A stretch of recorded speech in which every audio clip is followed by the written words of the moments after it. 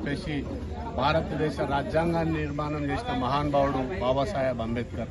ఆయన 134వ జయంతిని పురస్కరించుకొని ఈరోజు దేశవ్యాప్తంగా ప్రపంచవ్యాప్తంగా ఎన్నో పోరాటాలకు ఎన్నో మంచి కార్యక్రమాలకు నిలయమైన రాజ్యాంగం నిర్మాణం చేసుకుంటే హక్కుల కోసం పోరాటం చేసిన మహనీయుడు బాబాసాహెబ్ అంబేద్కర్ గారు. ఆ బాబాసాహెబ్ అంబేద్కర్ గారు అందరివాడు కాబట్టి ఈరోజు మనము ఆ రాజ్యాంగాన్ని గౌరవించుకోవాల్సిన అవసరం ఉంది. ఆ రాజ్యాంగ నిర్మాత బాబాసాహెబ్ అంబేద్కర్ ను కూడా మనం గౌరవించుకోవాల్సిన అవసరం ఉంది. కాబట్టి మనం అందరం ఆయన అడుగుజాడలను నడవాలి.